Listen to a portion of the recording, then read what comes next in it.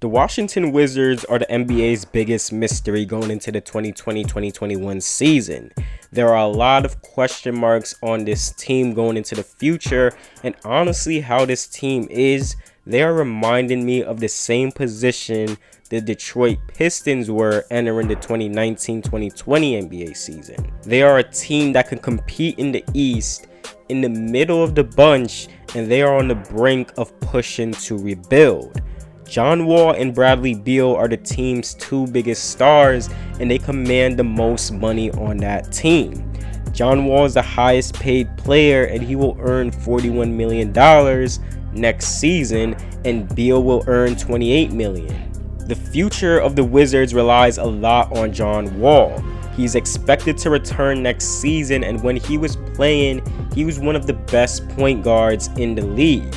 John Wall is 30 years old, and his athleticism is going to be on the decline. He's going to rely on a lot of skills to stay consistent in the league.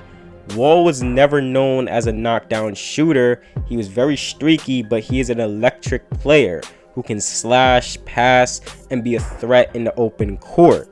He suffered an Achilles tendon injury, and recovering from that and being at the top of your game is going to be hard. We probably won't see a very much athletic John Wall, but a much more conservative yet impactful John Wall. If Wall can go out there and put up at least 17 points, 6 to 8 assists, and be more of a shooter, he can still be a very valuable guard.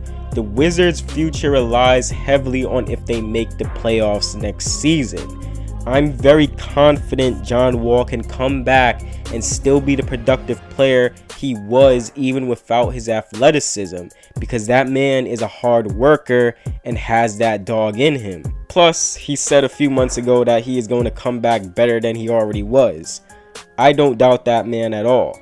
John Wall was one of the best ball handlers, passers, and finishers in the league, and he has a whole season to practice and retool his jump shot. Wall has battled a lot of adversity in his early life, and this comeback should be nothing new to him. The Wizards should get to the playoffs next season. Bradley Beal on his own was able to get the team to the 9th spot in the East. The Wizards can very well be a threat at that 6th to 8th Eastern Conference spot. Bradley Beal has shown that he is a top shooting guard in the league and can score from anywhere.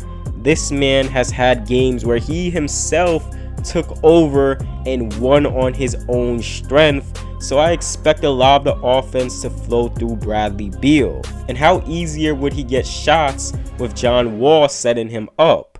The Wizards don't need to trade Beal, just have to build around him.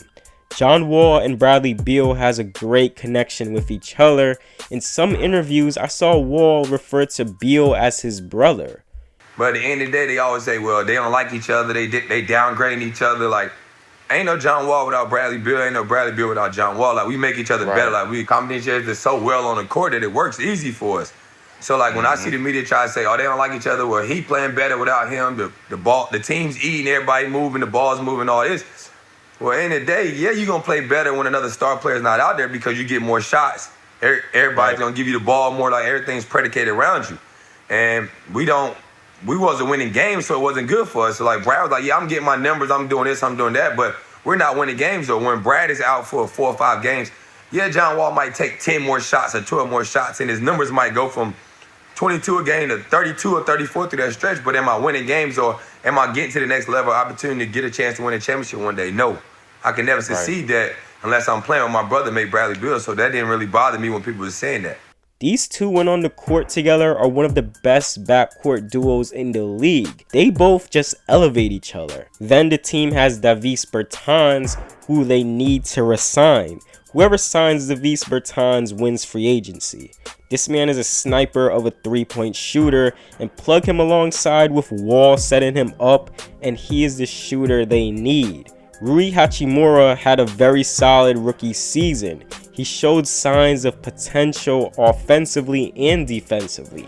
He just needs to work polishing his offensive game and be a consistent defender.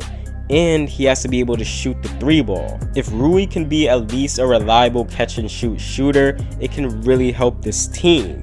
The team was great with scoring. Most of the offense was from Beal, and they were ranked 7th in the league with points per game as a team with 114.4, but they had the worst defensive rating in the league.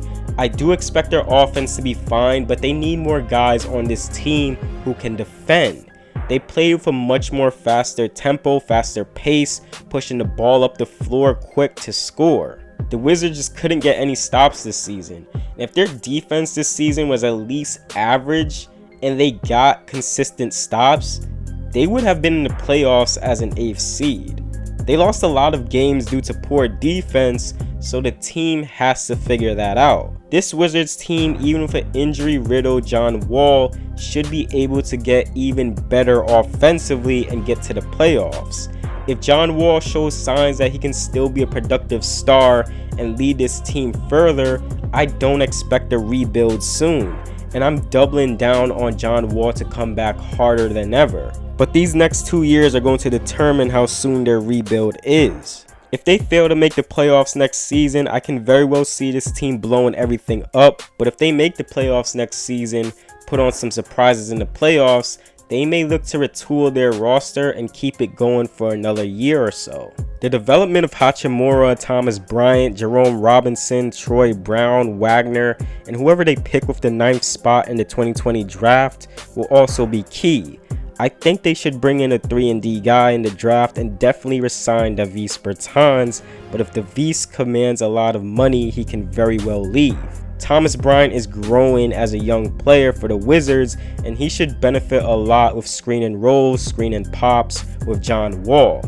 Hachimura, I'm looking at him to grow into that 3rd option for this team and be consistent in that role for the future. I do expect DeMarcus Cousins to sign with this team on a small contract. This is the best time to pair John Wall and Cousins together because they are two guys who know each other and are out to play with a chip on their shoulders. DeMarcus Cousins is a mystery player of his own right because he has spent the past season rehabbing. Whatever they do in free agency, they should look to get a 3-and-D guy, resign Davis Bertans, and try to move Ian Mahinmi. The Washington Wizards are the biggest underdogs going into the 2020-2021 season, and they have a lot of assets where they can compete in the East next season and surprise teams.